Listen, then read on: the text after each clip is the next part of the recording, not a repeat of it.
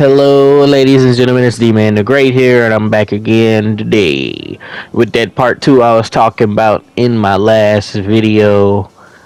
And I wanted to sort of preface this because this is absolutely embarrassing to talk about.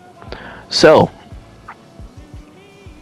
the LeBron James and Stephen A. Smith beef and all of that has been going on the past week has been absolutely embarrassing for the NBA and the league as a whole, and embarrassing on behalf of ESPN and everybody involved with the situation. And Kendrick Perkins proceeded to embarrass himself as a man on the show, saying, "Oh, he unfollowed me on Twitter, so I blocked his phone number." And now that's not what I'm here to talk about. I'm just showing you an example of him being a dummy before we go into the rest of this fucking post. Alright, so, and as you can hear the enthusiasm that I'm speaking with right now, because I'm absolutely disgusted that I have to talk about this type of crap while trying to cover this sport. So, essentially, there has been this notion, as I've seen, because it's like it's like there's a lot of politics involved with this situation, so I'm gonna kind of handle it with kid gloves because I don't want one of you pussies coming in here crying about bullshit. So, we're gonna touch this very sensitively, but I just wanted, and then see, it's taking me 2 minutes to get to the point. So, what is the question here and the problem here is, right? Is Kendrick Perkins has already damaged somebody's career and legacy by spreading these disgusting narratives that he has been pushing for years. And to try to play this card sitting where he's sitting next to who he was sitting next to is quite poetic, because to try to attack a man's character and then as a black male and understanding these things he claims that he understands, because he obviously doesn't if he's trying to paint a narrative like this, because I'm confident that he's done more for the African American community than Kendrick Perkins has. But and then this is another ignorant take by many other people, because it's not just him that tried to spread that narrative on this week, and even Pat McAfee himself had to post a tweet and call out that it's complete bullshit, because it is. And it's very irresponsible that people like Kendrick Perkins are doing things like this and then trying to tear down their fellow man, somebody that helped them get a job, somebody that tried to help them get more accolades on their career that had already dwindled and failed out of the league. But to sit up and then try to act like somebody is a coon or an Uncle Tom for doing a platform with a white person is absolutely insane. It's very disingenuous and very disrespectful when Stephen A. Smith is not respected as a black man by a lot of black people. And then for him to play along with the crap that Kendrick Perkins pushed is complete bullshit. And I did want to also stand on the fact that this irresponsible shit that Kendrick Perkins getting up there and talking and you can hardly understand anything he says, the rhetoric that he has pushed has cost people things that they should have had. Like, if you go back to 2023, do you remember why Joel Embiid got the MVP award in the NBA in 2023? Because I do. And I think I actually talked about it on this page as well, is that Kendrick Perkins sat up here and played the race card to that somehow got enough white guilt from the NBA media to give Joel Embiid the MVP when he wasn't going to win it. Because Jokic was going to win it. Even if Embiid did deserve the MVP, he wasn't going to win it that season.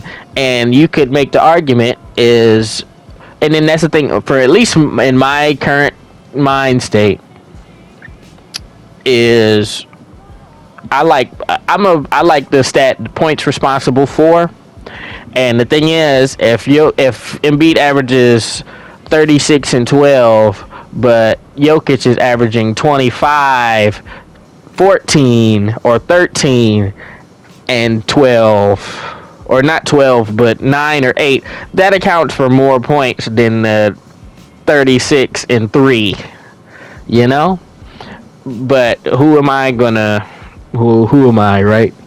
But just, I'm not gonna it's not about them whether who should have won the MVP that season or not.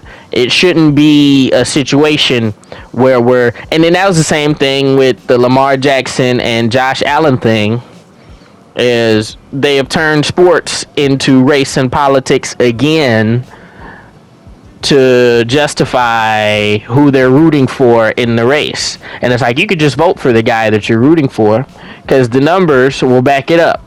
If it's true, the numbers will back it up. The numbers are really the justification behind why you should do this, right?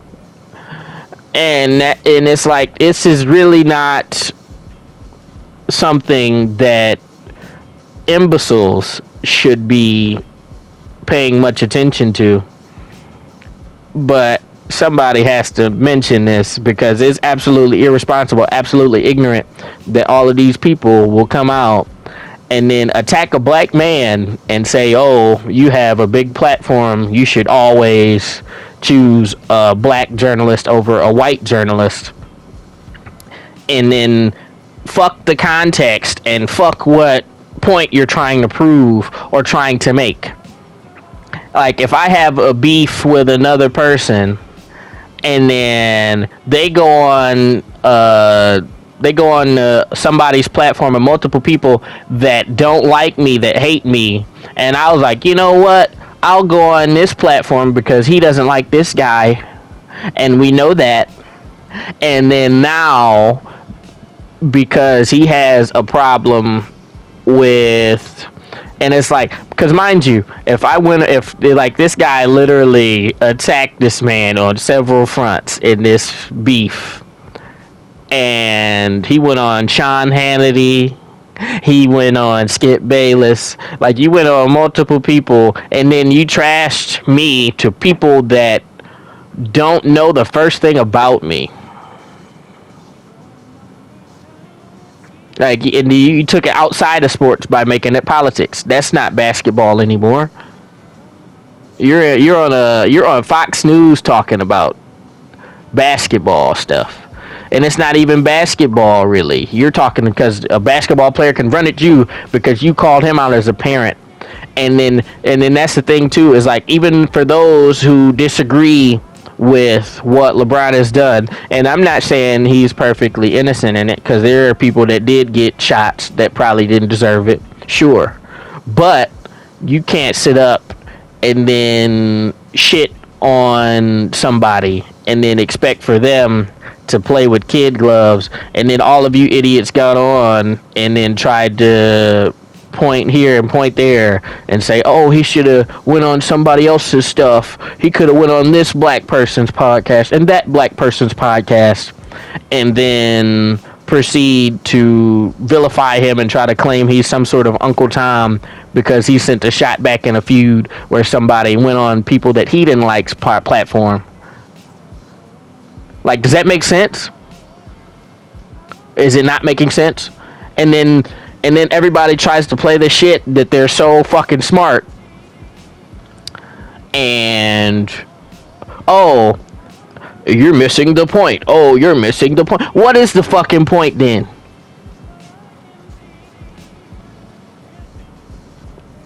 is I know my if I and then the thing is, and then they try to say, oh, he could have went on road tripping to this. Why would I go on road tripping when they work at ESPN and I don't want my boys getting backlash? I'm not about to give them this shit. When Pat McAfee is an independent, is damn near independent from ESPN, but he don't got the in-house stuff. He is filming in Indiana. He's not in Bridgeport, Connecticut. But you sitting up and then trying to do the bullshit that these people always do. And it's like, y'all are making a whole lot of shit out of nothing.